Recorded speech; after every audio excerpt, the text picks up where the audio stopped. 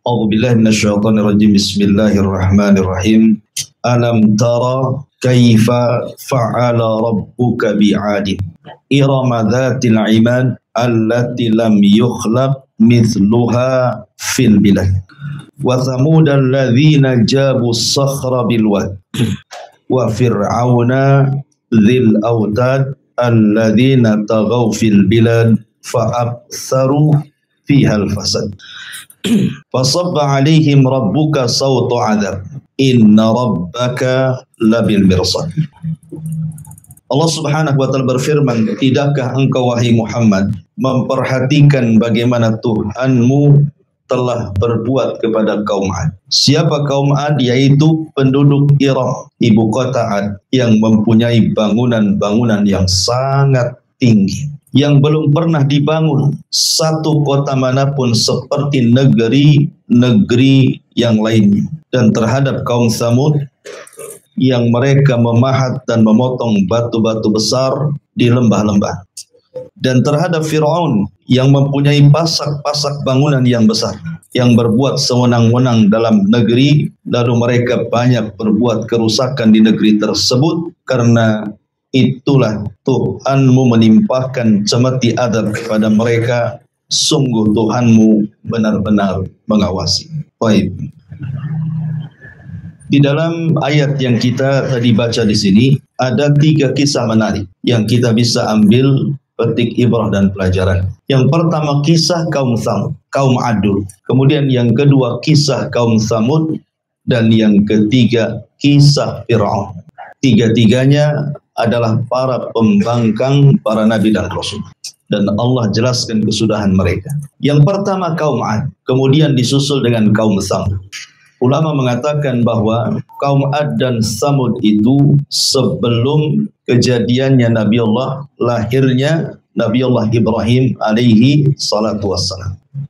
Lah kaum Ad dan kaum Tsamud ini diutus kepada mereka Nabi Arab. Makanya orang-orang Arab sangat paham dengan kisah mereka. Apabila Nabi SAW memberikan peringatan kepada orang-orang musyrik Quraisy, maka Nabi SAW mengingatkan soal 2 kaum ini, kaum Ad dan kaum Tsamud, karena ini yang dihafal ceritanya oleh mereka. Adapun kaum-kaum yang lain dari para nabi Bani Israel, orang Arab tidak tahu, karena Nabi SAW mengisyaratkan bahwa nabi-nabi Arab itu hanya ada 4 saja. Pertama, Nabi Hud diutus kepada kaum Ad, dan kita akan ceritakan. Yang kedua, Nabi Allah Saleh alaihi salam diutus kepada kaum Tsamud atau Ad kedua. Yang ketiga, Nabi Allah Syuaib yang diutus kepada Madian. Dan yang terakhir, Nabi kita Muhammad sallallahu alaihi wasallam. Ma'asyiral muslimin yang dimuliakan Allah Subhanahu wa taala. Kaum Ad dan kaum Tsamud ini kedua kaum yang sama jenisnya. Artinya mereka diberikan banyak kenikmatan yang nanti saya akan sebutkan. Dan mereka kaum yang tidak pernah diciptakan sebelumnya. Memiliki badan-badan yang sangat besar, melebihi besarnya kaum Nuh sendiri. Padahal Nuh itu duluan. Baru setelah itu Nabi Allah Hud diutus kepada Ad dan Nabi Allah Saleh diutus kepada Tsamud. Tetapi fisik mereka melampaui fisiknya kaum. Makanya nanti Allah katakan fazadahum basta. Fisik mereka itu besar-besar. Bahkan dalam kisah Israiliyat, karena fisik mereka besar sehingga kalau mereka menyerang sebuah kaum tidak perlu banyak-banyak kirim pasukan. Cukup 2-3 orang saja itu sudah bisa menghancurkan sebuah kabilah. Lempari batu saja hancur tuh kabilah. Jadi tidak perlu banyak-banyak itu ya satu kaum Ad menyerbu sebuah kabilah. Diutus saja 1-2 orang itu sudah hancur. Karena mereka diberikan kekuatan yang itu harusnya disyukuri tetapi mereka kufur. Baik, bagaimana kisahnya? Kita urut. Ma'asyiral muslimin yang dimuliakan Allah Subhanahu wa taala. Ketika era Nabi Allah Nuh alaihi salatu wassalam dan terjadi tufan yang merupakan azab kepada kaum Nabi Nuh karena mereka melakukan kesyirikan dan diutus Nuh mereka tidak sadar dan mereka menyembah berhala-berhala yang ma'ruf menurut orang-orang Arab. Allah mengatakan la tadarunna waddan wala suwa'an wala yaghutsa wa ya'uqa wa nasra. Jangan kalian tinggalkan Wad, Yagus, Ya'ub, Suwa dan Nasr. Ini amanatnya para pembesar kaum. Ketika Nuh berusaha untuk memalingkan sesembahan-sesembahan itu ke dalam tauhid. Ketika kemudian Nuh alaihi salatu wassalam berdakwah siang malam, bahkan Nuh itu berdakwah 950 tahun, bukan waktu yang singkat, lama. Tapi tidak ada tanda-tanda kaumnya beriman. Justru kaumnya malah hendak mencelakakan. Dari situ Nuh kemudian berdoa kepada Allah dan mengatakan, Rabbi inni maghlubun fantasir. Ya Rabb, aku akan dikalahkan oleh mereka, tolong aku. Maka Allah subhanahu wa ta'ala merintahkan untuk membuat kapal. Singkat cerita, akhirnya ketika azab Allah subhanahu wa ta'ala mau turun, maka Nuh diperintah untuk masuk ke dalam kapal, membawa 3 putranya dan beberapa orang yang beriman, serta beberapa binatang berpasang-pasangan. Maka datanglah banjir yang sangat besar, perpaduan hujan dan air yang muncrat dari bumi. Jadi satu. Kita aja di Batam nih kalau hujan 3 hari berturut-turut banjir.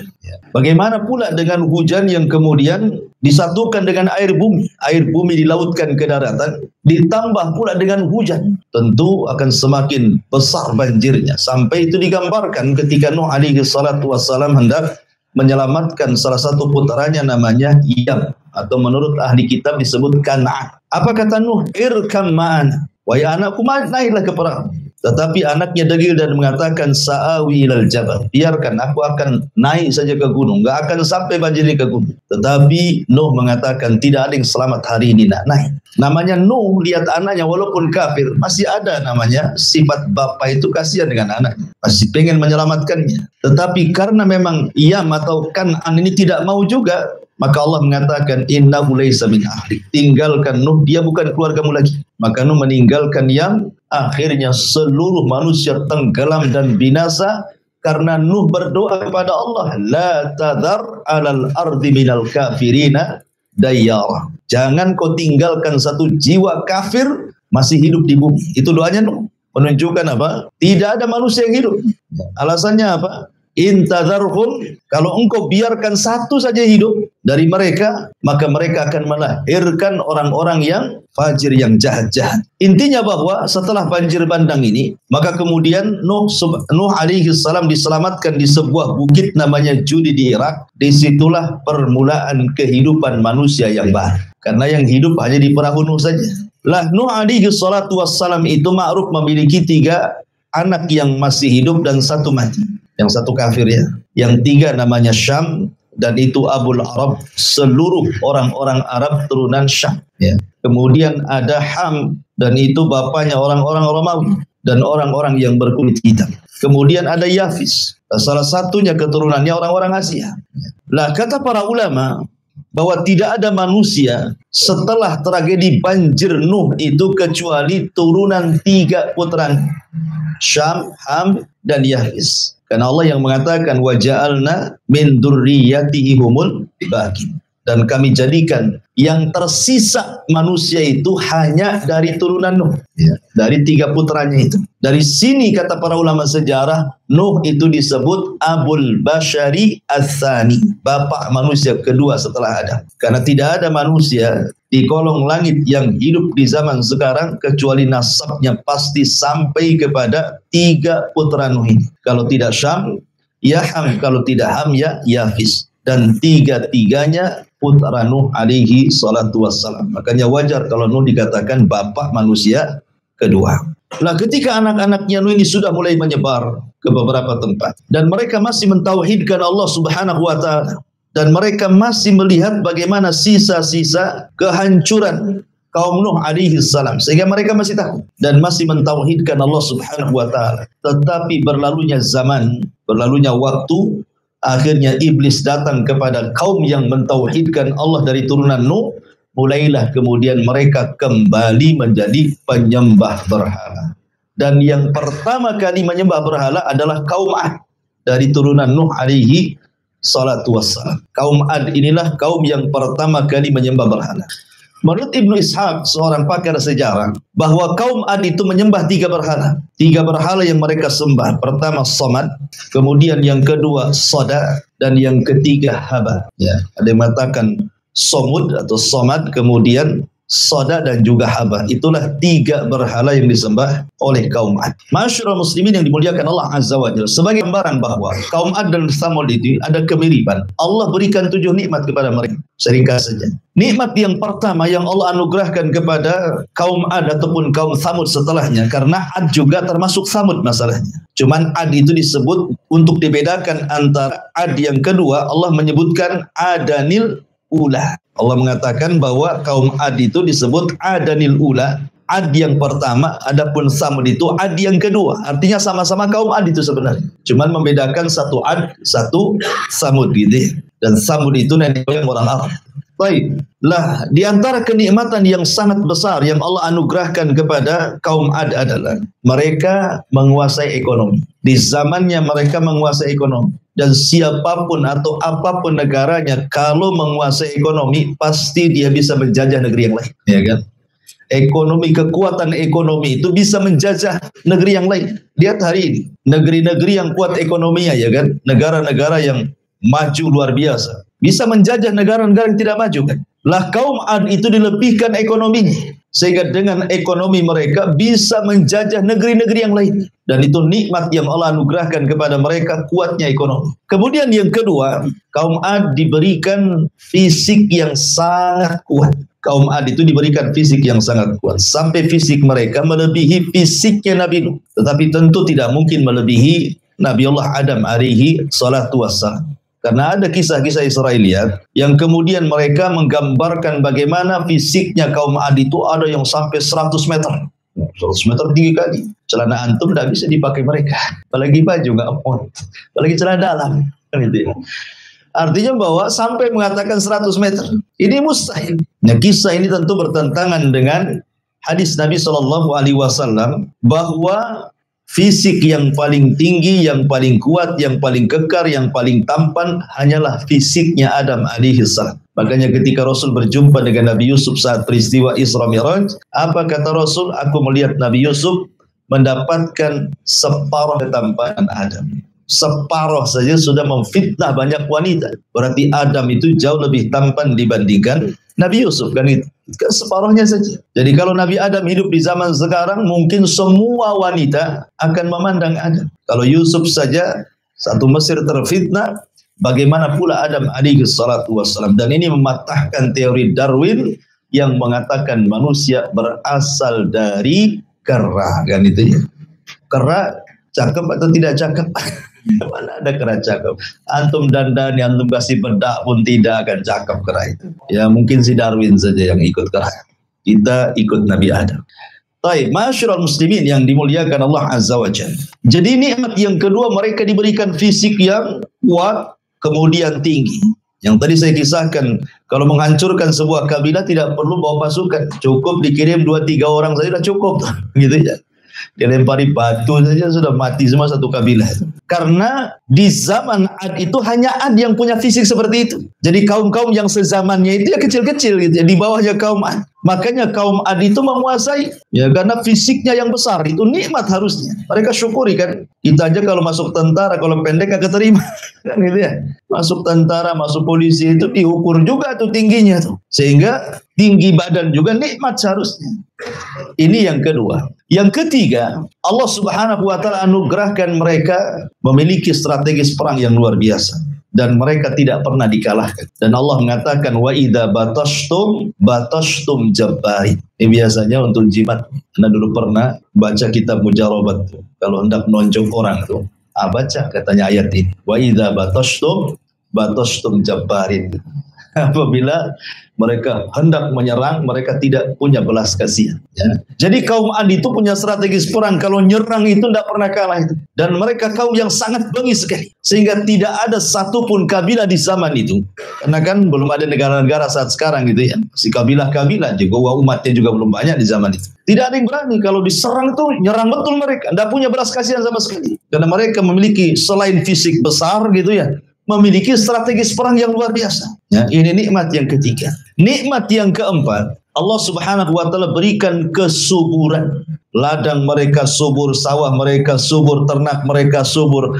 Pokoknya Allah berikan luar biasa nikmat dari dalam perut bumi itu. Subur. Ya kan? Makanya ketika kita bicara tentang negeri Sabah itu Allah mengatakan baldatun thayyibatun wa rabbun ghafur. Baldatun thayyibah, negerinya baik. Kenapa negerinya baik? Karena di negeri Sabah itu kebun-kebunnya itu semua tumbuh semua buah-buahan, biji-bijian. Anehnya lagi tidak ada ulat, tidak ada semut, tidak ada serangga, tidak ada binatang. Gitu ya. Kalau kita masuk kebun tuh mikir-mikir takut ular. Kalau negeri Sabah tidak ada. Jangan lagi cerita ular, semut pun tidak ada. Lalat pun tak ada. Jadi masuk ke dalam kebun itu betul-betul menikmati. Jadi kalau ada seorang wanita masuk ke negeri Sabah, di atasnya ditaruh keranjang di atas kepalanya, tidak perlu dipetik, pulang itu sudah penuh tuh. Masuk kebun keluar penuh, sudah penuh dengan buah-buahan di atas kepalanya. Jadi negeri Adi juga sama, disuburkan gitu ya. Ya, ini juga nikmat seperti negeri kita ini kan negeri subur dibandingkan negeri-negeri yang lain. Coba antum umroh, lihat tuh Saudi itu padang pasir itu kering kelontang, nggak jelas itu ya. Tetapi karena kecanggihan teknologi, waktu saya di Yaman, subhanallah padang pasir bisa disulap jadi sawah ditanami gandum, gitu ya. Jadi setahun itu jadi padang pasir, terkadang hijau karena sudah kecanggihan teknologi di zaman sekarang itu. Ini nikmat yang keberapa? Nikmat yang keempat. Allah suburkan. Ya. Kemudian nikmat yang kelima yang Allah berikan kepada kaum Ad ini. Mereka sanggup merubah tanah datar menjadi istana. Jadi mereka membuat, umpamanya ada tanah datar di padang pasir itu, diambil batu-batu dari gunung itu. Kemudian mereka susun, mereka mampu membuat istana itu. Tanah datar jadi istana. Padahal di zaman itu, teknologi belum secanggih sekarang kan gitu. Belum ada belko alat berat. Tetapi bagaimana Allah Subhanahu wa taala berikan kekuatan mereka bisa menyulap tanah datar jadi istana. Bahkan yang nomor 6 yang luar biasa lagi bukan hanya itu, bukit-bukit itu dipahat kemudian memiliki seni tingkat tinggi dan menjadi rumah-rumah singgah bukan untuk ditempati, hanya untuk kebanggaan dan kesombongan saja. Jadi kalau mereka sudah jadi itu mereka naik, kemudian ada orang lewat itu, maka diejeknya. Lihat rumahku jauh lebih indah dibandingkan rumahmu. Dia hanya untuk ejek-ejekan, hanya untuk kesombongan saja. Ya. Kemudian yang kelima, yang terakhir, bahwa kaum Ad oleh Allah Subhanahu wa taala, ini nikmat yang paling besar dari 6 nikmat itu, diutus kepada mereka seorang nabi. Ini tidak ada nikmat melebihi diutus seorang nabi. Ya. Siapa yang diutus? Nabiullah Hud alaihi salatu wassalam. Hud diutus kepada kaum Ad. Masyaallah muslimin yang dimuliakan Allah Subhanahu wa taala, sedikit saya akan bacakan beberapa ayat Al-Qur'an tentang kisah kaum Ad. Di dalam surah Al-A'raf ayat 69. Surah Al-A'raf ayat 69. Allah mengatakan, awa ajibtum an ja'akum dzikrum mir rabbikum ala rajulin minkum liyunzirakum. Dan herankah kalian bahwa ada peringatan yang datang dari Tuhan kalian melalui seorang laki-laki dari kalangan kalian sendiri untuk memberikan peringatan kepada kalian. Jadi Allah Subhanahu wa taala utus Hud kepada mereka. Kenapa kalian heran? Makanya dalam ayat yang lain Allah mengatakan wa ila adin akhahum Hudan, dan kepada kaum Ad Allah utus saudara mereka. Siapa? Nabi Allah Hud. Kenapa Allah bahasakan saudara? Karena Hud alaihi salatu wassalam itu hidup di tengah-tengah mereka. Jadi kaum Ad itu tahu siapa Hud. Mulai dari oroknya sampai kemudian besarnya sampai dewasanya sampai diangkatnya jadi nabi, mereka tahu. Dan Allah sudah persiapkan gitu ya. Karena Allah Subhanahu wa taala kalau mengutus seorang nabi dan rasul itu dicomot dari kaumnya. Makanya Allah mengatakan dalam Al-Quran bagaimana Allah Subhanahu wa taala berfirman tentang Nabi sallallahu alaihi wasallam, gimana walaqad ja'akum rasulun min anfusikum azizun 'alaihi ma anittum harisun 'alaikum bil mu'minina raufur rahim.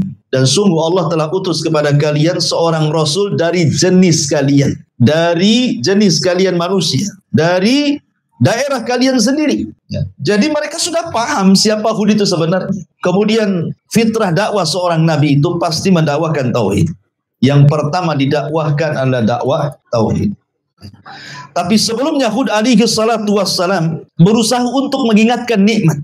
Pentingnya kita diingatkan nikmat, ikhwan, supaya jangan kufur. Ya. Makanya kemudian Allah mengatakan wadhkuru ij'alakum khulafa min ba'di nuhin wa zadakum fil khalqi bastah fadhkuru ala Allah la'allakum tuflihun. Kata Hud kepada kaum Ad, ingatlah ketika dia menjadikan kalian sebagai pengganti-pengganti kaum Nuh. Kalian ini pewaris kaum Nuh. Ya. Kemudian, dan Allah Subhanahu wa Ta'ala telah lebihkan kalian dalam kekuatan tubuh dan perawakan kalian. Maka ingatlah akan nikmat-nikmat yang Allah anugerahkan kepada kalian supaya kalian beruntung. Jadi kaum Hud ini diingatkan oleh Nabi Allah Hud supaya jangan lupa nikmat. Allah sudah berikan ekonomi yang baik, Allah sudah berikan tanah yang subur, Allah sudah berikan fisik yang kuat. Kalian bisa ditakuti oleh bangsa-bangsa yang lainnya. Maka syukurnya cuma satu, tauhidkan Allah. Tinggalkan haba, tinggalkan somut, tinggalkan sodah. Patung-patung kali itu nggak ada gunanya gitu. Karena itu bentuk kekufuran nikmat. Jadi Hud mengajak mereka kepada tauhid, ani'budullaha wattaqu, sembahlah Allah dan bertakwalah kepada Allah Azza wa Jalla. Dan begitulah dakwah para nabi, dimulai dari tauhid. Bendera dakwah para nabi itu dimulai dari tauhid.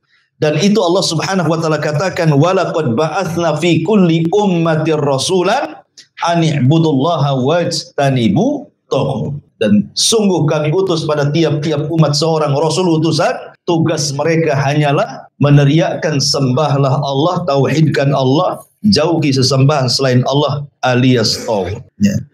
Kemudian Allah Subhanahu wa Ta'ala ingatkan lagi dari lisan Yahud kepada kaum Ad itu. Atabnuna bi kulli ri'in ayatan ta'basun wa tattakhiduna masani'a la'allakum takhludun. Apakah kalian mendirikan pada tiap-tiap tanah yang tinggi tempat-tempat bangunan-bangunan yang berfungsi sebagai tanda-tanda bagi orang-orang yang lewat untuk bermain-main? Kemudian di tempat-tempat tersebut kalian mengambil hanya untuk olok-olokan orang yang melewat, dan kalian membuat benteng-benteng, yakni penampungan-penampungan air di bawah tanah. Maksudnya seolah-olah kalian merasa akan dikekalkan selamanya. Jadi keyakinan orang kaum Ad juga, mereka sama sekali tidak yakin tentang kehidupan akhirat. Mereka merasa mereka itu akan hidup selamanya begitu. Makanya mereka membuat tampungan-tampungan di bawah rumah itu, air seolah-olah mereka tidak akan mati. Bahkan celakanya mereka memiliki pemahaman dahriyah.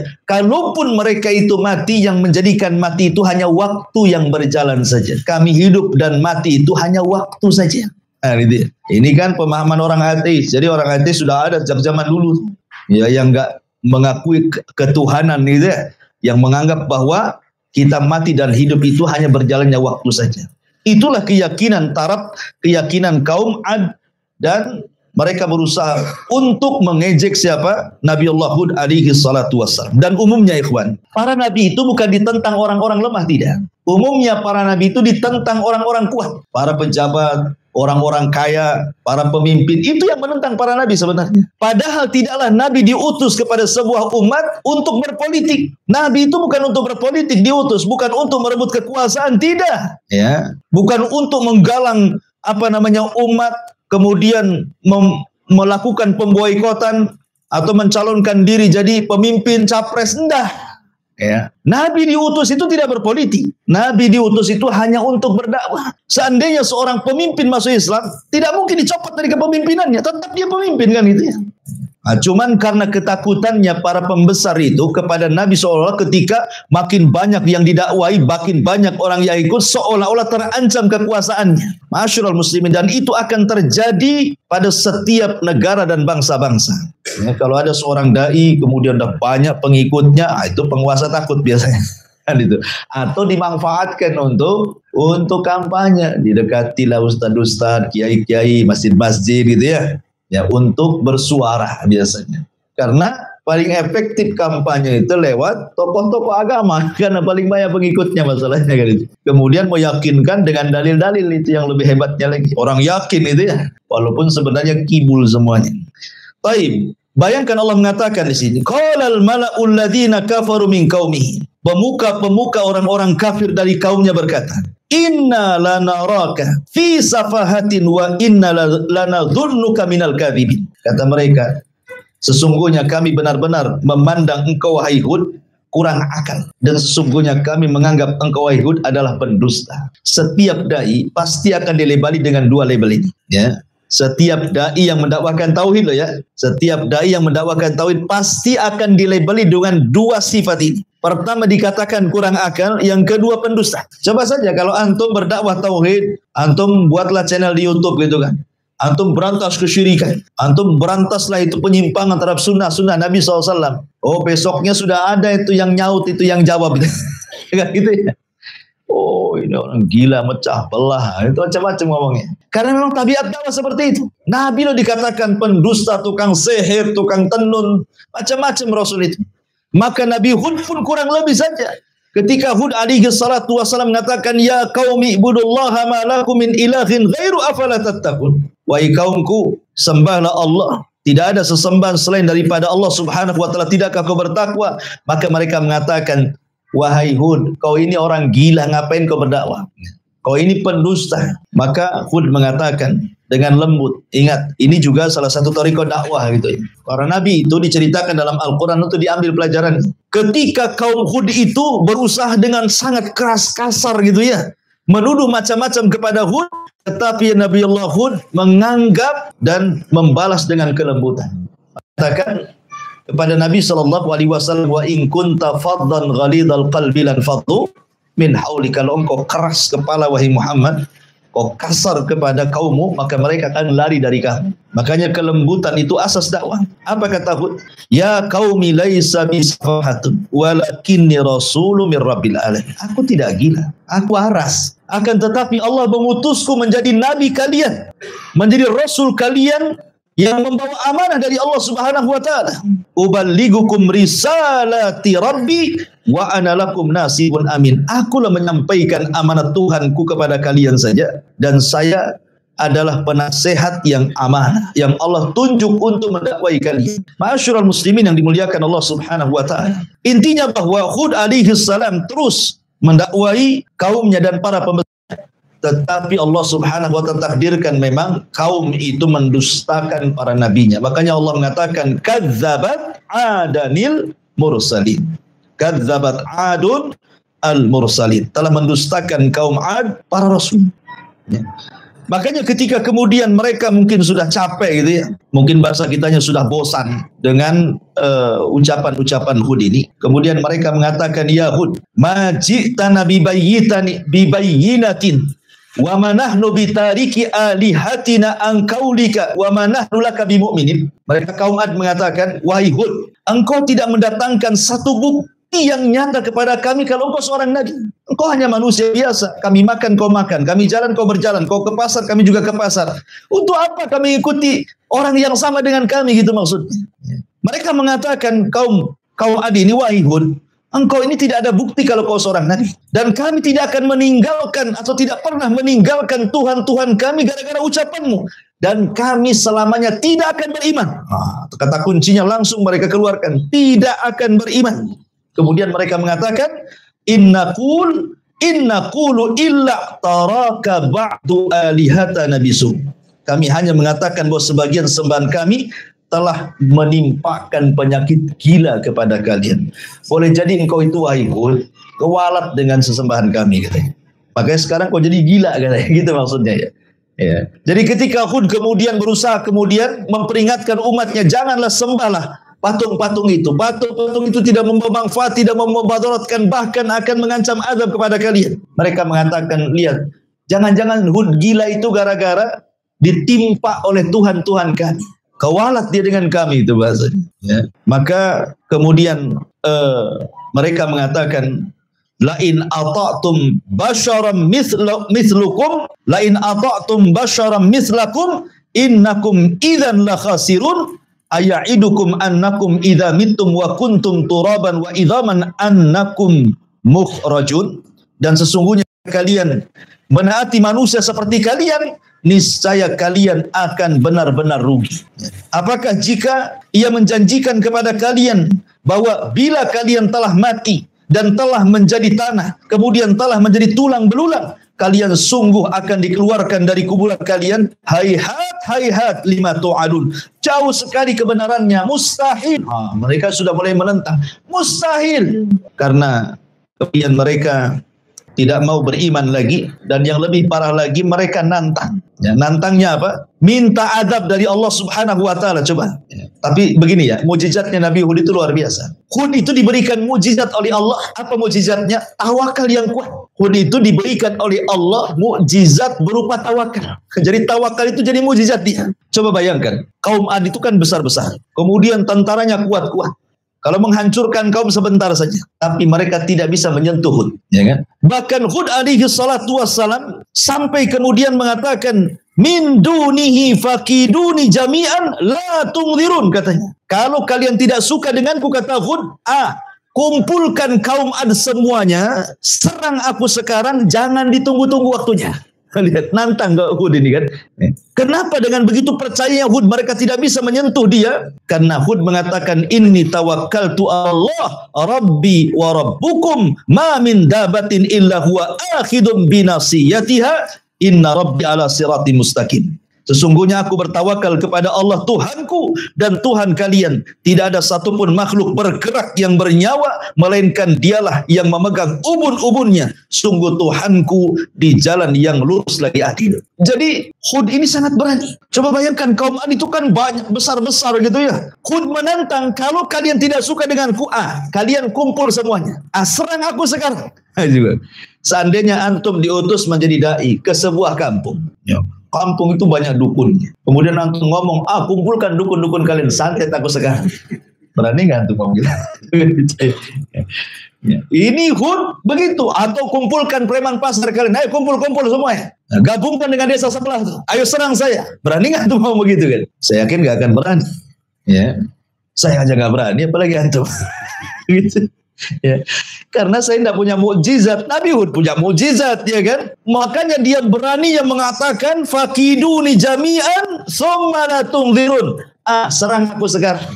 Buat makar kalian. Sekarang juga, jangan ditunggu-tunggu, katanya. Kan?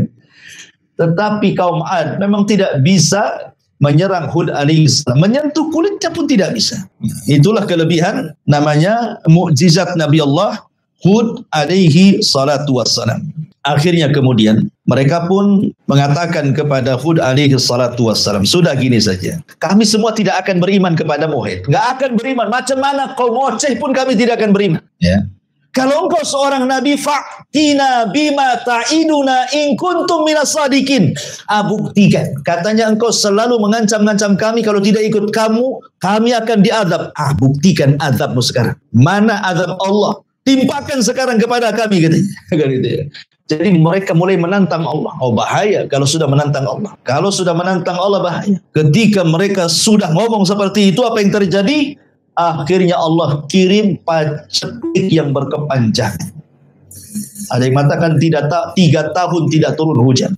Sehingga tanah menjadi kering kelontang. Tidak ada yang tumbuh satu tumbuhan. Binatang-binatang pada mati. Manusia sudah mulai kelaparan. Nikmat Allah sudah mulai dicabut karena mereka kufur kepada Allah Azza wa Jalla. Kebiasaan kaum Ad, kalau ada musibah maka mereka akan mengutus 70 orang pilihan dari orang-orang berakal mereka kemana? Ke Haram. Ya, karena Ad itu posisinya di Ahqaf. Ahqaf itu gunung pasir, disebut Ahqaf namanya. Dan di dalam Al-Quran Allah jadikan 2 nama surat. Hud, Allah jadikan nama surat, suratul Hud. Kemudian Ahqaf, Allah jadikan nama surat juga, suratul Ahqaf. Ya kan? Jadi dua-duanya jadi nama surat. Kalau Ahqaf itu artinya gunung pasir, letaknya antara Hadramaut dan Oman. Tengah-tengahnya itu Ahqaf. Disitulah kaum Ad tinggal. Artinya kan masih dekat dengan Haram, Yaman. Ya kan, Yaman ke Mekah kan dekat. Jadi mereka ini, orang-orang pilihan ini, berangkatlah dari Ahqaf ini, menuju Haram, tanah Haram, menuju Ka'bah. Ya. Menuju tanah suci.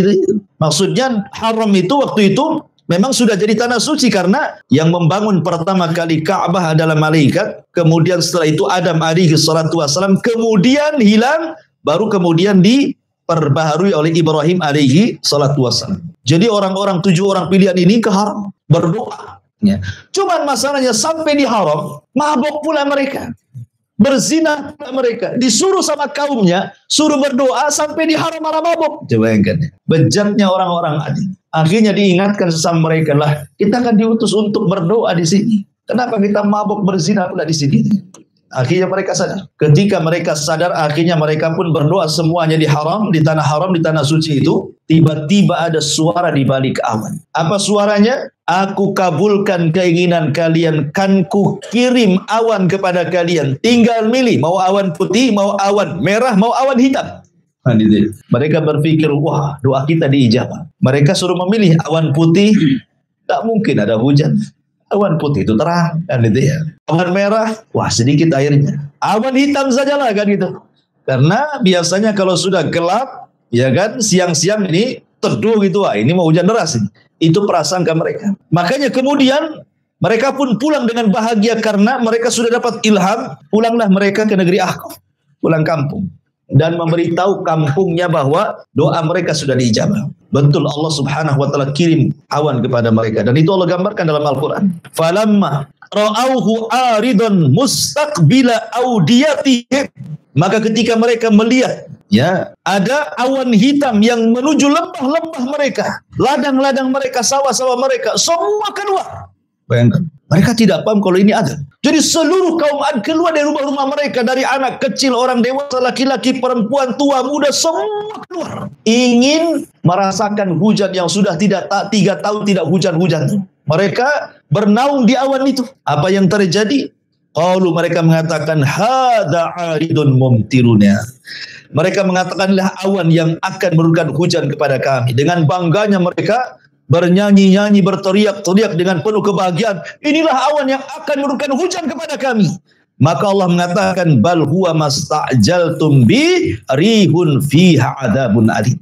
Maka Allah katakan, bahkan ini azab yang kalian minta disegerakan datangnya, yaitu angin yang mengandung azab yang sangat pedih bagi kalian. Rupanya awan hitam itu permulaan azab Allah. Mereka tidak paham. Ya. Jadi hati-hati bahwa terkadang orang menyangka itu nikmat, rupanya di balik nikmat itu ada azab.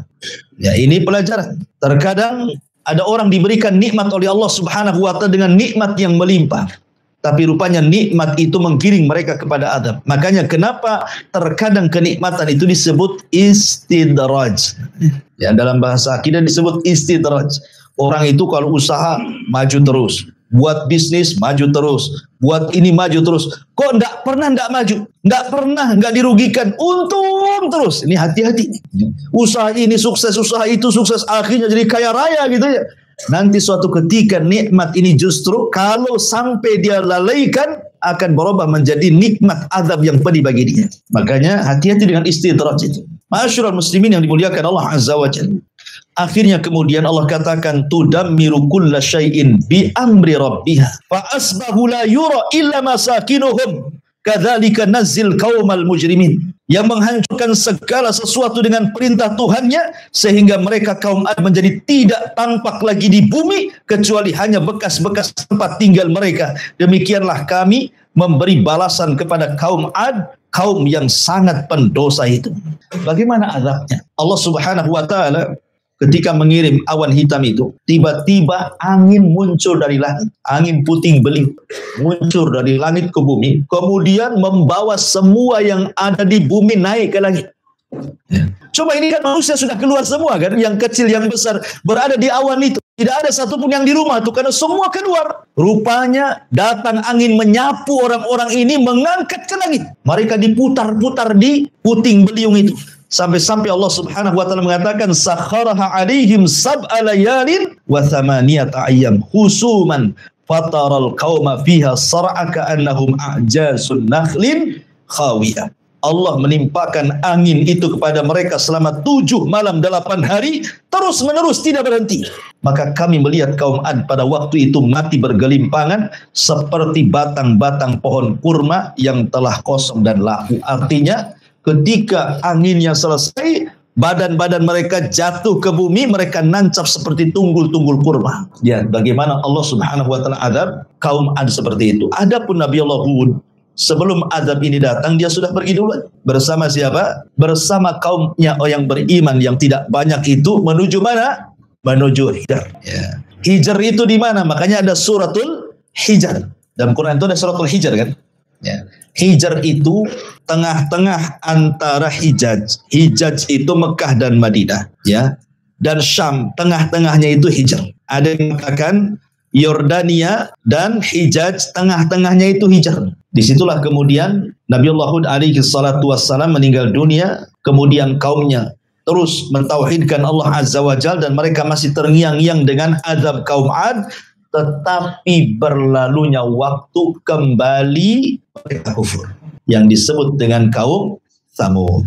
Ya, jadi setelah kehancuran kaum Ad itu, mereka masih mentauhidkan Allah Azza wa Jalla. Tapi berlalunya waktu, berlalunya zaman, akhirnya kemudian terjadi kesyirikan lagi setelahnya. Dan yang pertama kali melakukan kesyirikanlah kaum Tsamud, masih turunannya Ad. Kan itu ya. Mereka yang kemudian kufur pertama kali setelah kaum Ad. Menariknya ikhwatul fillah yang dimuliakan Allah Azza wa Jalla. Kalau cerita tentang kaum Tsamud, karena di sini juga Allah mengatakan wa tsamudal ladzina jabu sahra bilwad. Sebenarnya nikmat yang 7 tadi yang Allah berikan kepada kaum Ad, Allah berikan juga kepada kaum Tsamud. Tidak perlu saya ulang. Ya.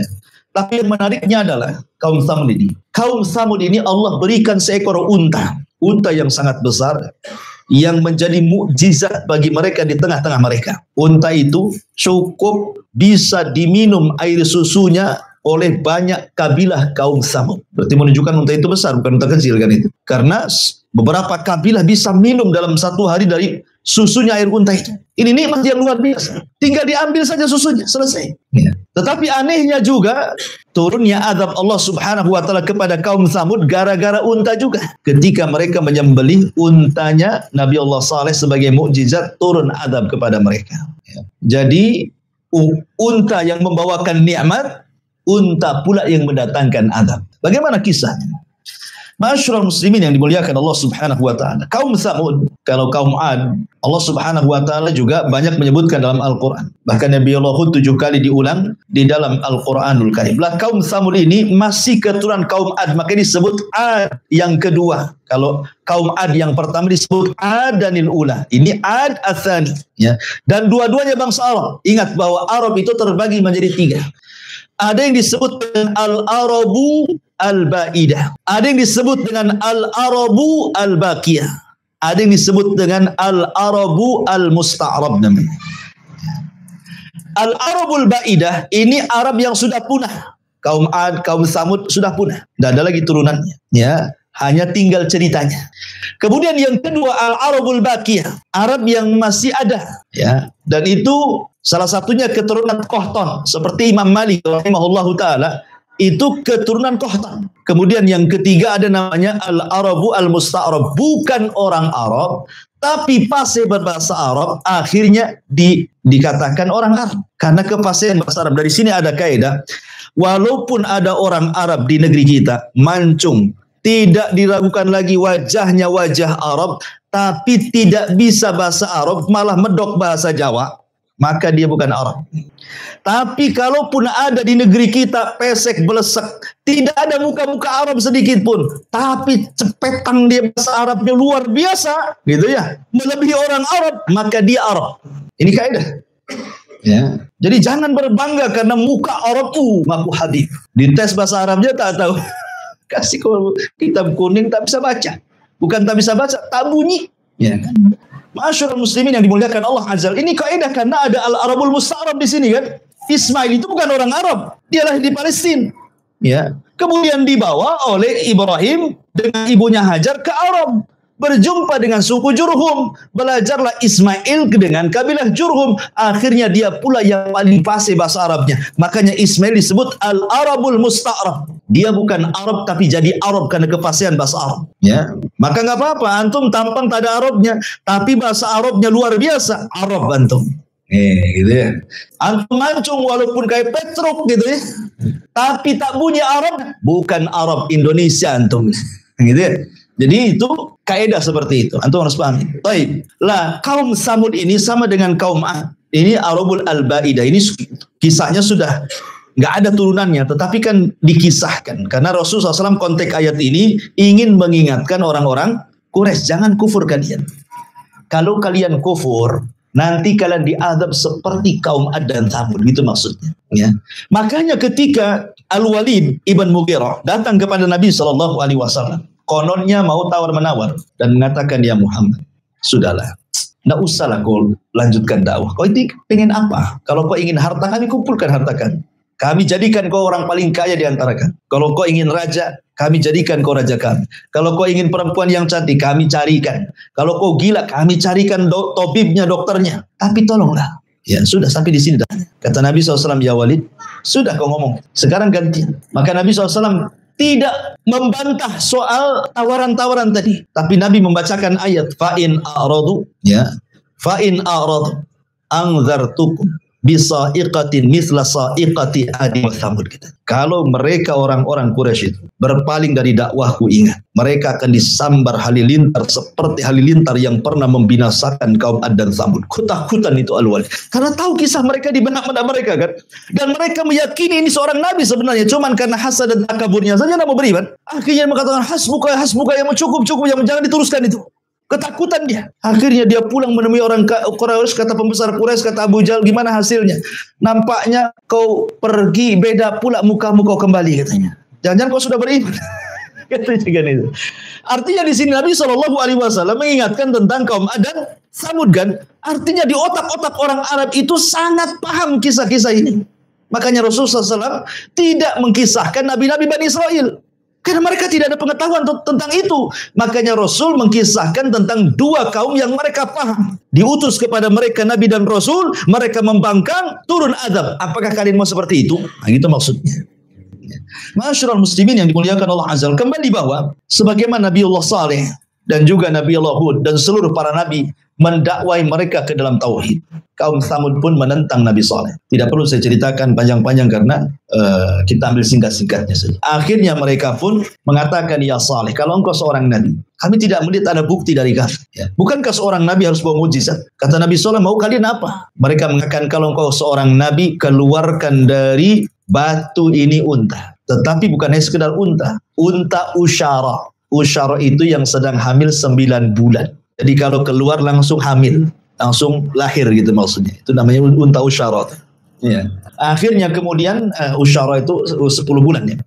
Dari kalimat asyara, usyara. Jadi unta yang hamil 10 bulan kalau keluar dari batu langsung melahirkan. Permintaannya aneh gitu. Akhirnya kemudian Nabi Saleh berdoa, meminta izin untuk melaksanakan 2 rakaat salat, kemudian berdoa kepada Allah Azza wa Jal, dan Allah kabulkan permintaannya. Tiba-tiba batu berbelah, kemudian keluar unta tadi. Kemudian Nabi Saleh membuat aturan, ya, ini unta adalah berkah bagi kalian. Makanya naqatullah, ini unta Allah. Ingat, sesuatu yang dinasabkan kepada Allah punya kemuliaan. Baitullah, rumahnya Allah. Naqatullah, untanya Allah. Sesuatu yang dinasabkan kepada Allah pasti punya kemuliaan. Nabi Saleh sudah mewanti-wanti, ini unta mukjizat bagi kalian. Tapi tolong bagi waktu. Saat kalian mengambil air, ya, maka kalian jangan ganggu unta. Kalian boleh ambil air, dan kalian kok boleh mengambil air susunya. Tapi besoknya unta itu yang akan minum, kalian tidak boleh mengambil air. Kalian cukup mengambil air susunya saja. Jangan ganggu dia. Kalau ganggu, kalian akan ditimpa azab. Terus berlalu berhari, berbulan, bertahun, mereka mendapatkan nikmat dari unta. Dan Nabi Saleh terus mendakwah dengan dakwah tauhid kepada kaum Tsamud. Sampai pada waktunya ada pula orang hasad, ya, tidak suka dengan unta itu. Seorang wanita, ada yang mengatakan 2 wanita, yang satu kaya, yang satu banyak anaknya, bekerja sama. Kemudian dikatakan, siapa yang bisa menyembelih unta Saleh, maka saya akan berikan kekayaan dan dia boleh menikah dengan salah satu putri dari putri-putri kami. Kemudian ada pula yang daftar, namanya Qidar ibn Salib. Qidar ibn Salib dan satu kawannya, lupa saya namanya. Ya. Qidar ibn Salib ini dan Malik ibn Kinan atau Sinan, Malik ibn Sinan atau siapa namanya. Pokoknya 2 orang ini siap daftar. Tetapi sebelum dia membunuh unta Nabi Saleh itu, dia gerilya door to door dulu ke rumah-rumah, minta pendapat. Gimana kalau kayak sembelih Nabi Saleh? Setuju nggak? Setuju. Gimana? Setuju. Setuju. Akhirnya satu kampung setuju. Rupanya kebanyakan mereka tidak suka. Makanya kenapa Allah mengatakan fa'aqaruha, ya, menggunakan jama. Mereka pun menyembelih unta Saleh, padahal yang menyembelih 2 orang. Tapi bahasanya menggunakan jama karena disepakati satu kampung. Ya. Mereka sepakat, cuman eksekutornya cuman si Qidar ibn Salib dan kawannya ini yang betul-betul mengeksekusi untanya Nabi Saleh sembelih, kemudian dikuliti dan dimakan dagingnya. Dalam kisah Isra lihat kan dia bawa unta, anak untanya itu. Ya, anaknya unta Yasruh pergi kemudian masuk lagi ke dalam batu itu. Itu kisah Israeliat. Dalam Quran atau dalam sunnah itu tidak ada kisah seperti itu. Hanya mukjizatnya Nabi unta itu, mukjizatnya Nabi Soleh itu ada seekor unta tanpa disebutkan punya anak gitu, tanpa disebutkan keluar dari batu, enggak ya, cuman seekor unta, nah, gitu saja. Dari mana unta itu? Ya pokoknya dari Allah kan, namanya unta Allah. Nah, cuman kalau kita lihat Israeliat lebih jelas gitu kisahnya ya. Oh, unta itu permintaan Bani Israel sama dengan di zaman Nabi SAW kan meminta mukjizat kan untuk terbelah bulan jadi dua kan, maka terbelah bulan jadi dua tuh. Tetapi setelah kejadian mereka menuduh Nabi SAW sebagai tukang sihir. Kata, laqad dhahara sihru Muhammad. Muhammad sudah nampak sihirnya. Kata, mereka mukjizat malah nuduh sihir. Ya. Intinya bahwa disembelilah untanya Nabi Allah Saleh alaihi salatu wassalam. Maka sebagaimana yang ma'ruf gitu ya, yang ma'ruf, maka Nabi Saleh ini mengingatkan mereka, jangan disembelih kalau tidak datang azab kepada kalian. Betul-betul disembelih. Ya. Maka datanglah azab kepada mereka. Apa azabnya? Ma'asyiral muslimin yang dimuliakan Allah Azza wa Jalla. Nabi Saleh mengatakan 3 hari akan datang azab kepada kalau kalian tidak bertobat. Rupanya 3 hari ini justru mereka merencanakan pembunuhan, bukan hanya telah membunuh unta, Nabi Saleh pun mau dibunuh dia. Maka di hari pertama wajah mereka tiba-tiba memerah. Hari kedua memutih. Hari ketiga kemudian menghitam. Hari keempat Jibril turun. Kemudian berteriak sekali teriakan sehingga teriakan Jibril mengeluarkan setiap jiwa yang ada di raga manusia. Ruhnya melesat, semuanya mati. Sampai-sampai mereka tinggal jasad bergelimpangan di rumah-rumah mereka. Ini akibat daripada mereka tidak bersyukur akan nikmat Allah Subhanahu wa taala dan tidak menerima peringatan Nabi Allah Saleh. Makanya Allah mengatakan kadzabat Samud bin nuzur. Kaum Samud telah mendustakan para pemberi peringatan. Lah, kok menggunakan jama nuzur? Harusnya nadir. Ya. Kenapa Allah mengatakan kaum Samud telah mendustakan para pemberi peringatan? Kan yang memberi peringatan cuma satu, Nabi Saleh. Kenapa menggunakan jama di sini? Kata ulama tafsir, di sini hanya sekedar ingin mengatakan bahwa mendustakan satu nabi maka sama dengan mendustakan banyak nabi. Anda mendustakan satu Nabi Saleh berarti mendustakan semua nabi sebelumnya. Makanya menggunakan nuzur. Ya, pakai jama karena mendustakan satu nabi sama dengan mendustakan nabi-nabi yang lain. Faqalu abasham minna wahidatan nattabi'uhu inna idzan la fi dhalal wa syu'ur. Mereka mengatakan, apakah kami harus mengikuti satu orang? Dia manusia sama seperti kami. Kalau begitu kami tersesatlah. Ngapain pula dia manusia, kami juga manusia. Ngapain harus ikut sesama manusia katanya. Ya, maka teruslah mereka mendustakan seperti itu. Akhirnya sampai kemudian Allah mengatakan inna arsalna alaihim sayhatan wahidatan fakanu kahashimin al-muhtadir. Kami utus kepada mereka Jibril untuk berteriak satu kali teriakan, maka mereka menjadi jasad-jasad yang bergelimpangan di rumah-rumah mereka. Inilah kisah Samud. Kemudian yang terakhir, dan di sini Allah Subhanahu wa taala mengatakan menyinggung soal Fir'aun. Ya. Di sini Allah Subhanahu wa taala mengatakan di dalam surah Al-Fajr di sini tentang Fir'aun. Mana tadi? Sudah lewat pula.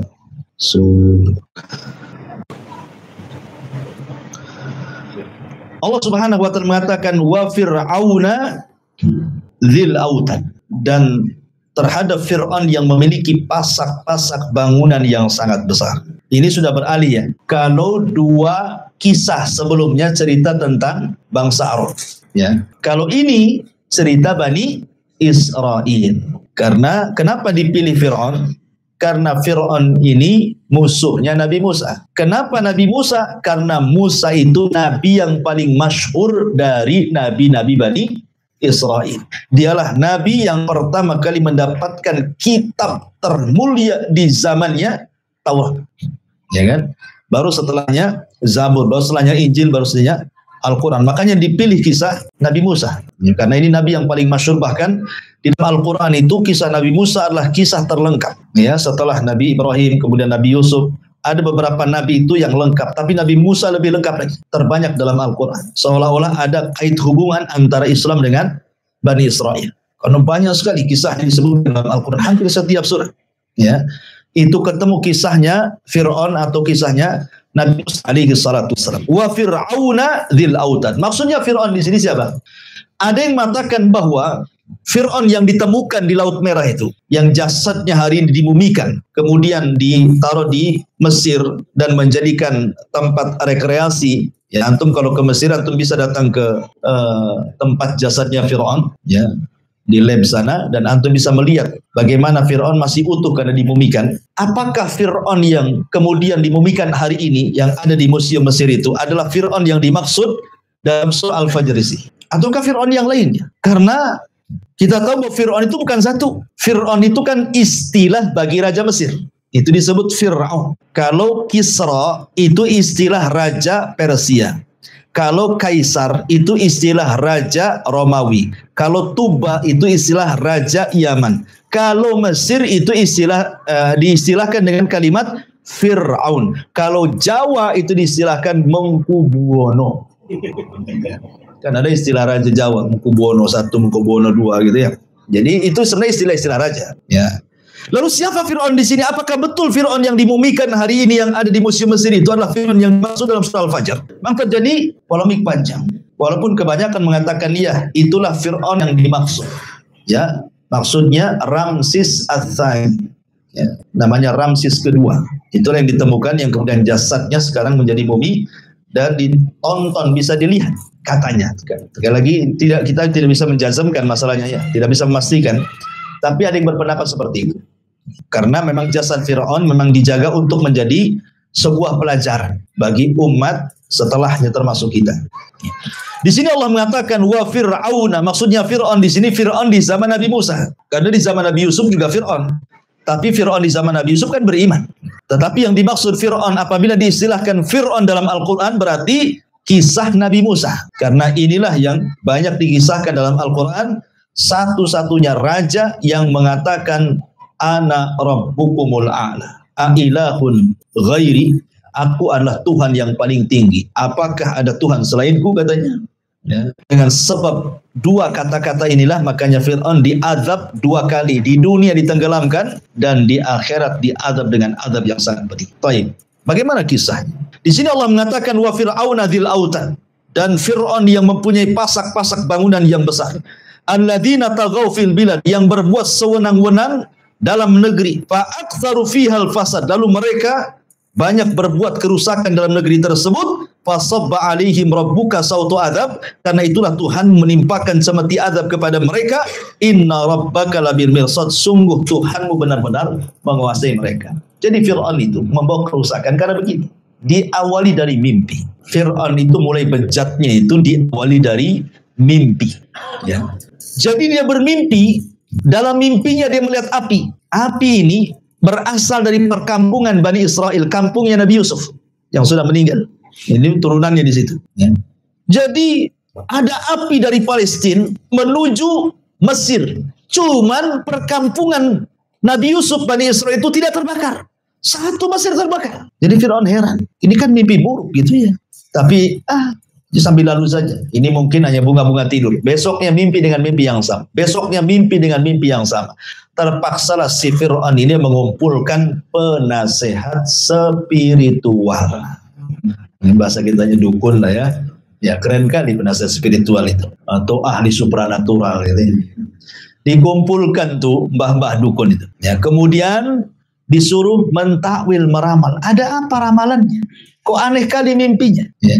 Akhirnya kemudian para penasihat spiritual ini menunjukkan bahwa setiap pemimpin pejabat itu ada tuh namanya penasihat spiritual tuh. Karena di sini Fir'aun ada penasihat spiritual tuh.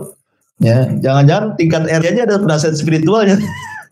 Supaya kalau pemilihan dapat lagi gitu ya. Jadi akhirnya kemudian kata tukang sihir, ini pertanda kekuasaanmu akan tumbang oleh seorang bayi yang akan lahir dari perkampungan Nabi Yusuf itu.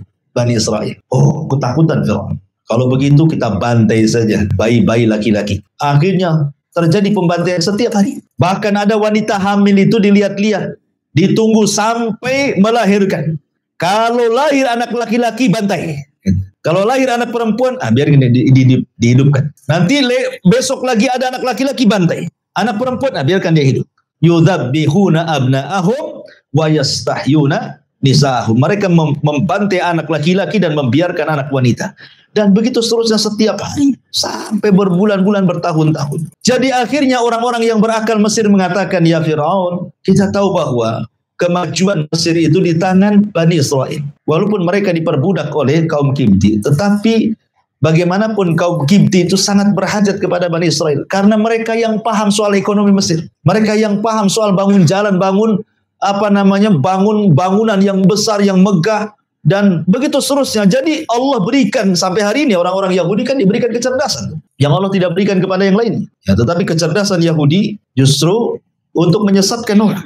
Tapi antum harus bedakan antara Bani Israel dengan Yahudi. Makanya jangan pernah negeri Israel dikatakan Israel. Kita katakan Yahudi, negeri Yahudi. Karena Israel itu diambil dari Bani Israel. Dan itu nama suci, nama Nabi Yakub. Ya. Makanya untuk bedakan Bani Israel itu keturunan Yakub. Kalau Yahudi itu agama.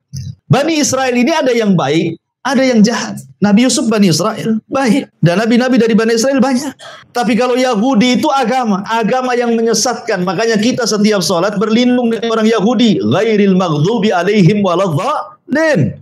Ya, maghdub siapa maghdub itu? Yahudi maksudnya maghdub itu. Dhalin itu artinya Nasrani.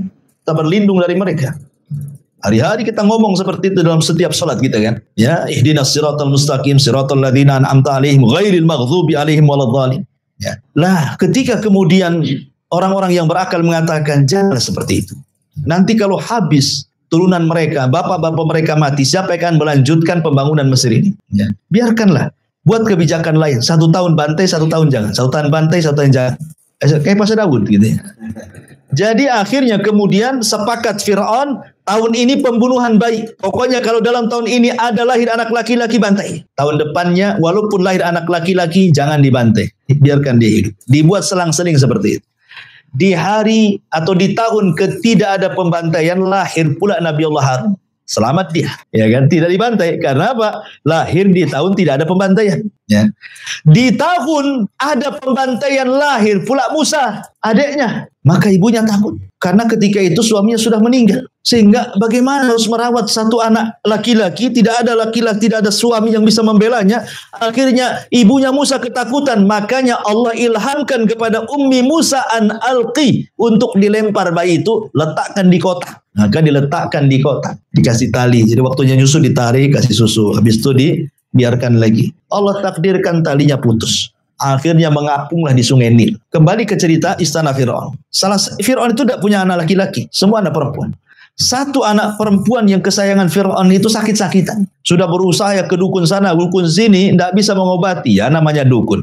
Dukun itu kalau tidak istilahnya pesulap, kalau tidak pendusta, cabul katanya. Kan gitu ya. Ya.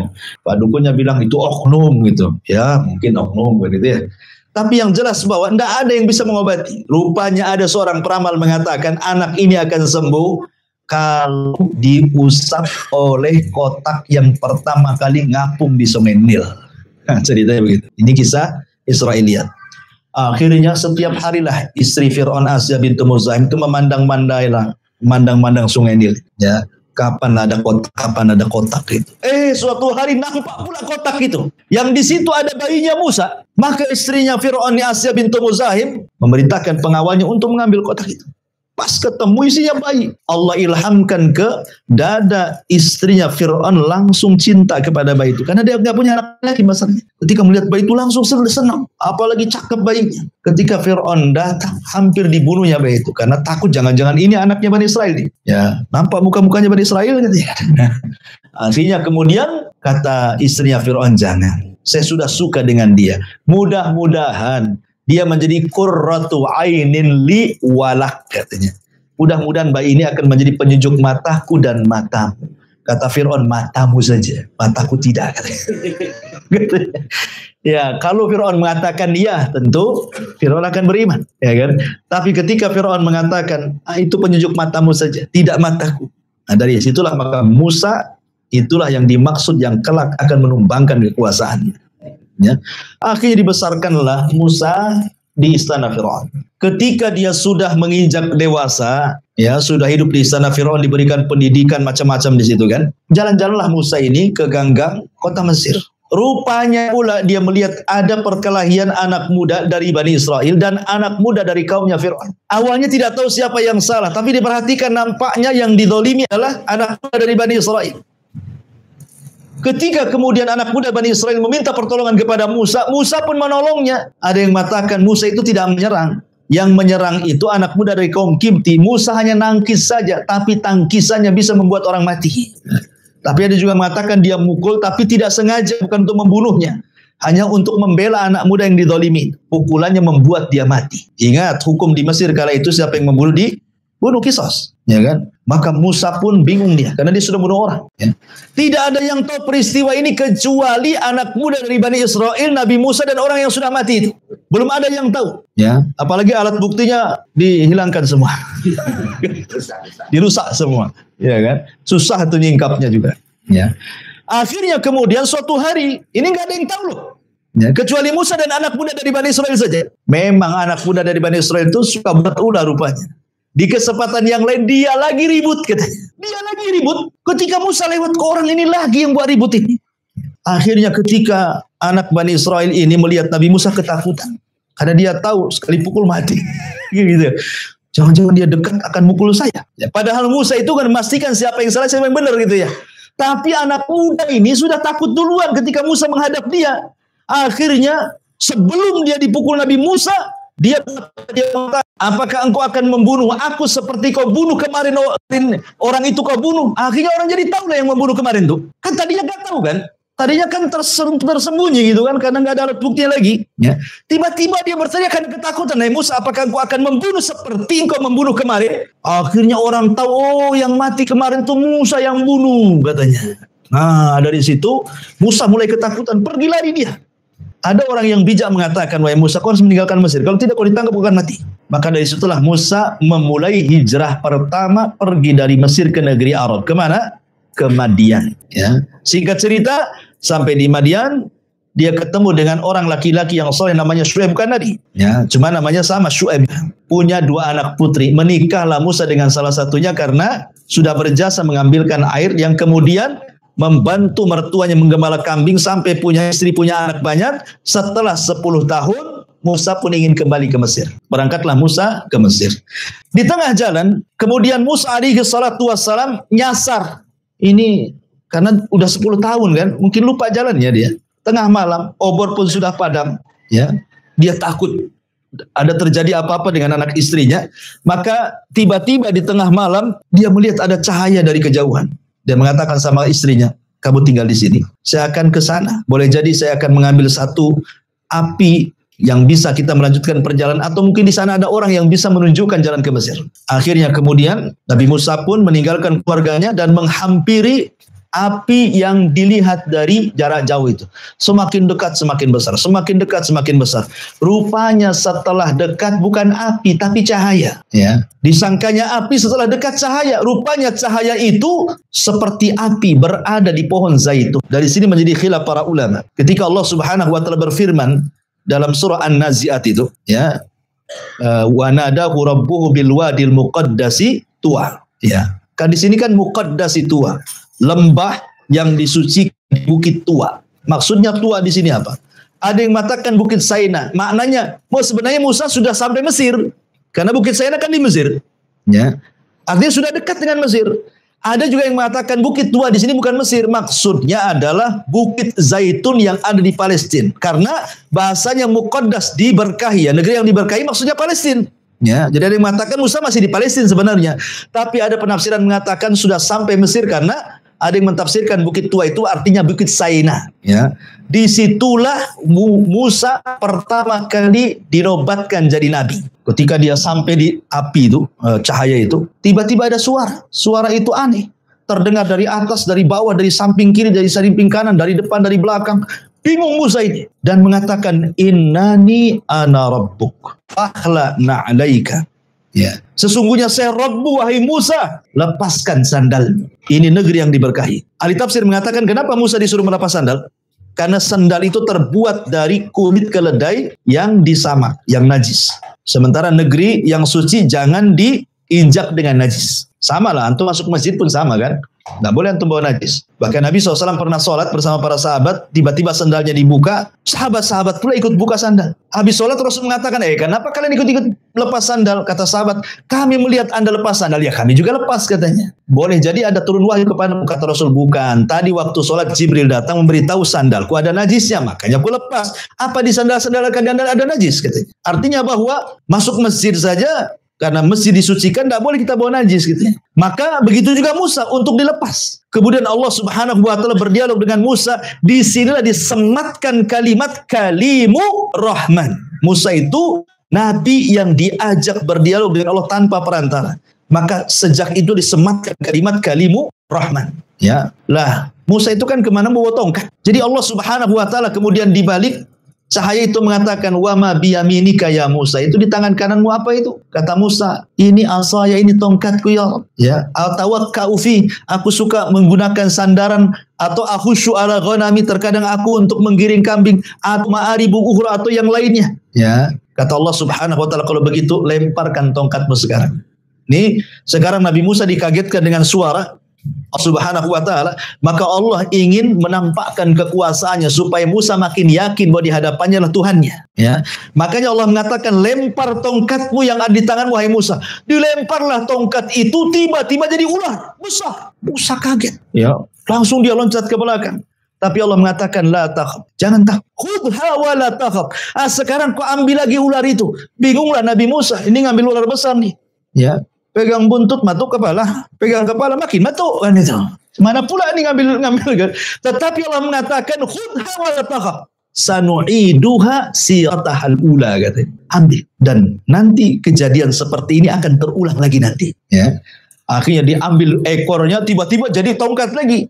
Yang lebih mengherankan Nabi Musa, karena kan Nabi Musa sedang mencari perapian untuk jalan di tengah malam kan. Kata Allah Subhanahu wa taala, masukkan nih ya tanganmu ke tengah-tengah bajumu, masukkan di sini. Kemudian maka Musa dimasukkan bajunya, kemudian dikeluarkan, tiba-tiba bercahaya. Ya, apa ini? Nanti ya. Tiba-tiba bercahaya. Musa makin heran lagi kan? Berarti yakin bahwa yang di hadapannya berdialog adalah Allah Subhanahu wa taala. Maka setelah Allah berikan dua mukjizat besar berupa tongkat menjadi ular dan tangan bercahaya, maka Allah katakan kepada Musa, idhab ila fir'aun innahu tagha. Nanti kalau kau sampai di Mesir, pergi kau ke si Fir'aun. Dia raja yang zalim. Dakwai mereka, dakwai dia, ajak dia kepada tauhid. Ya. Akhirnya kemudian Musa pun sudah resmi jadi nabi nih. Maka berangkatlah bersama keluarganya ke Mesir. Masalahnya, Musa ini ngomongnya pelat. Ya, dia tidak fasih. Ya, bahasa Arab kan beda dengan bahasa kita. Kalau bahasa kita orang cadel pun masih biasa saja lah kan. Pandai banyak pejabat cadel itu ya, masih bisa dipahami. Tapi orang Arab ini bahasa Arab tidak bisa kalau tidak fasih. Ya. Lah, karena dia tidak fasih, dia punya abang namanya Harun, fasih pula bicaranya. Maka dia mengatakan, afsahu minni lisanan. Saya punya abang ya Rabb, dia lebih fasih lisannya dibandingkan diriku. Jadikan dia wazirku. Ya, maksudnya jadikan dia, angkat dia jadi nabi. Jadi Nabi Harun diangkat jadi nabi itu karena permintaan Musa. Maka Allah kabulkan. Harun diangkat jadi nabi. Berangkatlah dua orang ini menuju istana Fir'aun. Diketuknya Fir'aun. Kata Fir'aun, siapa? Kata penjaga Musa. Oh Musa, masuk. Karena Fir'aun kenal lah siapa Musa. Namanya anak angkatnya. Ya. Ketika sampai di istana, mulailah Musa dan juga Harun mendakwai Fir'aun, mengajak kepada tauhid kepada Allah Azza wa Jalla. Fir'aun geleng-geleng kepala saja. Sudah 10 tahun hilang, datang-datang kalau ngajak-ngajak kayak gini katanya. Akhirnya Fir'aun mengatakan, hei Musa, kau ini buronan. Ya. Kau sudah membunuh orang. Kau belum dapat hukuman. Kata Musa, ya Fir'aun, aku membunuh satu jiwa, itu pun tidak sengaja. Jiwa yang kau bunuh ribuan jiwa katanya. Siapa yang berhak dihukum katanya? Bayi-bayi yang kau bantai itu udah berapa itu katanya. Aku ini bunuh orang gak sengaja. Kau bunuh orang sengaja lagi. Ya. Akhirnya bantah-bantahan di situ. Terakhir Fir'aun mengatakan, hey Musa, kalau kau nabi itu bawa mukjizat. Sebutkan mukjizat. Seperti apa mukjizat? Disinilah Allah Subhanahu wa taala mengatakan, sanu'iduha siratahal ula. Ketika Musa berada di Bukit Tua itu, kisah ini akan terulang. Inilah pengulangan kedua kalinya. Maka Allah mengatakan, lemparkan tongkatmu di hadapan Fir'aun.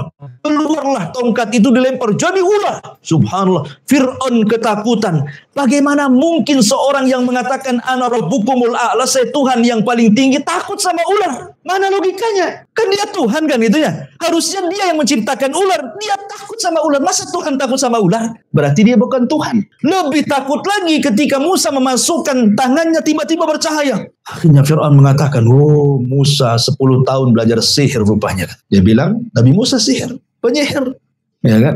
Jangan-jangan Musa ini penyihir. Akhirnya Fir'aun karena tidak bisa membantah, ya, dia sudah tahu Musa di atas kebenaran. Tetapi yang namanya pemimpin kadang-kadang kibarnya itu sombongnya luar biasa. Dia mengatakan gini saja Musa, bagaimana kalau kau tanding dengan tukang-tukang sihirku, tapi nanti di saat perayaan kerajaan. Mungkin kalau sekarang pas Agustusan, kan itu lagi rame-ramenya tuh. Ya.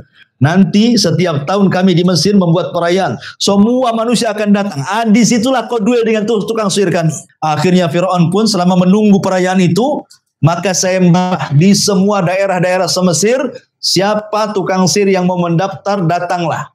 Akan terjadi pertunjukan melawan Musa. Maka dari daerah-daerah datang tuh tukang-tukang sihir itu. Ya, datang dukun-dukun dari mana-mana. Mereka hendak demonstrasi. Kan itu. Sampai Imam Ibnu Katsir mengatakan jumlahnya 70.000 orang yang daftar itu. 70.000 orang. Kalau Indonesia, Asosiasi Dukun Indonesia berapa jumlahnya? 1.000.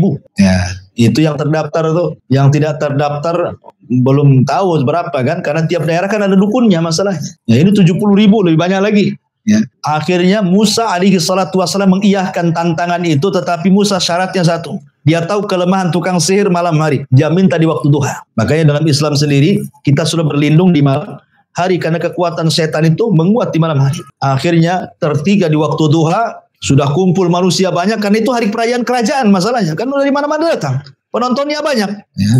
Jadi kalau pakai karcis itu banyak untungnya tuh. Akhirnya kemudian duel lah di situ Musa dengan tukang sihir Fir'aun. Endingnya kalahlah tukang sihir Fir'aun. Karena mereka menggunakan sihrut takhil, sihir khayalan. Ada yang mengatakan dalam kisah Israiliyat itu, jadi tambang-tambang yang dipotong-potong itu, mereka kemudian ditaburi dengan zat merkuri supaya nampak bergerak-gerak.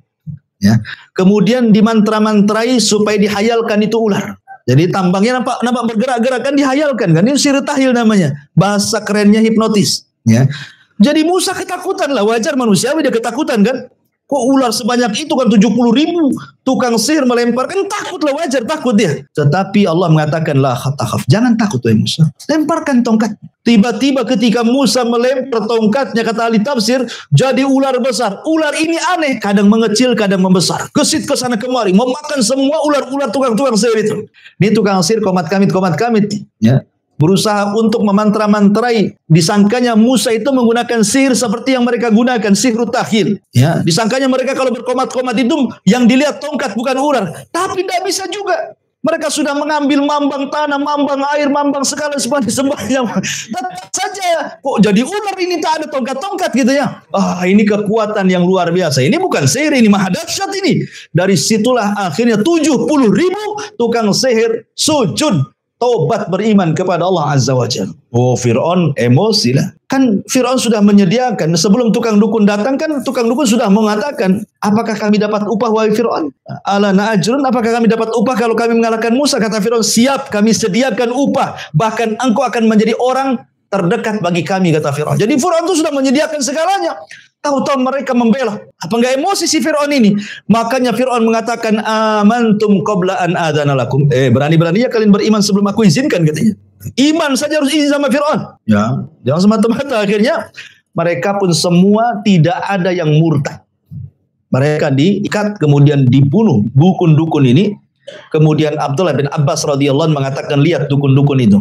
Di pagi hari mereka dukun yang jahat, di sore hari mereka para syuhada yang baik, katanya. Mereka masuk surga, dibantai oleh Fir'aun. Lah sejak peristiwa ini, Fir'aun sudah tidak berani mengganggu Nabi Musa. Ada yang mengatakan Musa akhirnya tinggal di kampung Bani Israel selama 40 tahun. Ada yang mengatakan 20 tahun. Wallahu a'lam. Yang jelas bahwa sudah Fir'aun tidak ganggu lagi. Jadi Musa ini fokus berdakwah kepada Bani Israel selama 40 tahun itu.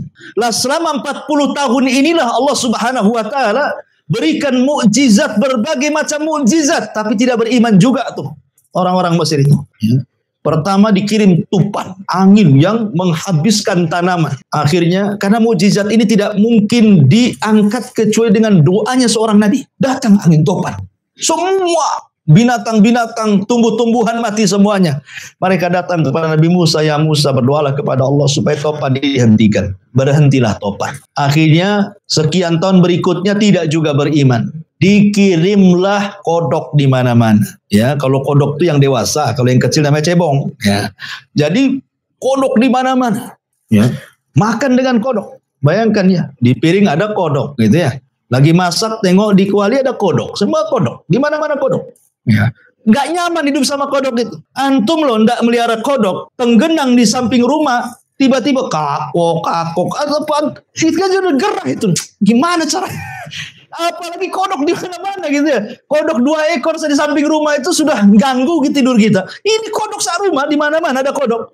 Mereka datang dan Musa, tolonglah kodok-kodok ini dihilangkan. Berdoa lagi, hilanglah kodok-kodok itu. Sekian tahun lagi tetap kufur juga. Akhirnya dikirim kepada mereka kutu. Ya, mungkin bahasa kitanya tumbila, antum tahu tumbila? Kalau di Jawa Barat itu kalau di kasur-kasur Tempo dulu itu di ujung-ujung kasur itu namanya tumbila. Tinding itu apa tuh? Kalau antum tidur nanti makan darah antum tuh. Ya. Tapi tidak tahu sekarang kok bisa punah pula, kemana perginya tumbila tuh. Tak ada pula itu, kisah-kisah orang dulu saja. Saya masih ngalami tuh, ada tumbila kan? Masih ada ya? Di pesantren-pesantren biasanya. Di kampung masih ada ya. Ya dikirim tumbila coba di mana-mana tuh. Berarti siksa orang makan darah tuh. Ya. Jadi luar biasa. Akhirnya mereka datang ke Nabi Musa, berdoalah, hilangkanlah tumbila ini katanya. Akhirnya hilang tumbila, sekian tahun kufur lagi. Didatangkan kemudian jarod. Jarod itu apa? Belalang. Di mana-mana ada belalang. Itu kan belalang kan hama sawah tuh. Ya. Akhirnya berdoa lagi, minta kepada Musa diangkat belalang. Akhirnya kufur lagi. Kemudian dikirimlah darah. Ada yang mengatakan darah itu keluar dari badannya. Ada yang mengatakan air itu semua jadi darah. Sumur jadi darah, sungai jadi darah, lautan jadi darah.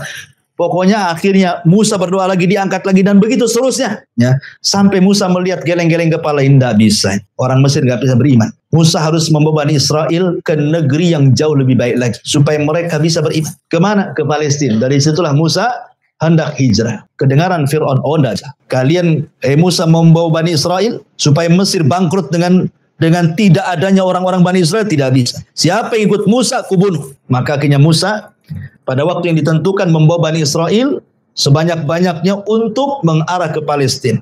Fir'aun ketahuan, maka Fir'aun menyiapkan pasukan besar, kemudian menyusul Musa dan Bani Israel. Disinilah terjadi peristiwa mukjizat tongkat yang ketiga. Karena di hadapannya lautan.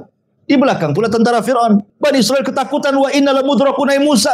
Kami sudah dilihat oleh tentara Fir'aun. Mau kemana kita? Depan kita lautan. Musa dengan yakinnya mengatakan, inna ma'iya rabbi sayahdin. Tenang, kebersamaan Allah. Allah pasti ngasih petunjuk. Jibril turun, kemudian meminta kepada Musa untuk memukulkan tongkat di lautan. Tiba-tiba menjadi 12 jalan. Kenapa 12 jalan? Karena 12 kabilah Bani Israel itu. Maka ketika sudah sampai di seberang sana, Fir'aun menyusul. Allah katakan fa'aghraqnahum wa junudahum. Maka kami tenggelamkan si Fir'aun, fa'aghraqnahu wa junudahu, dan tentara-tentaranya. Kenapa? Karena Fir'aun pernah mengatakan sesungguhnya seluruh air di Mesir itu di bawah telapak kakiku. Sekarang Allah adab dengan ditenggelamkan di air. Karena dia sombong dengan air. Semua air di Mesir ini di bawah kakiku. Sekarang tahu. Ya, itulah air yang kau sombongkan, kau tenggelamkan di bawah air ya. Begitulah Allah Subhanahu wa taala mengkisahkan tentang kisah Fir'aun. Wallahu alam, inilah 3 kisah yang tersebut dalam surah Al-Fajr.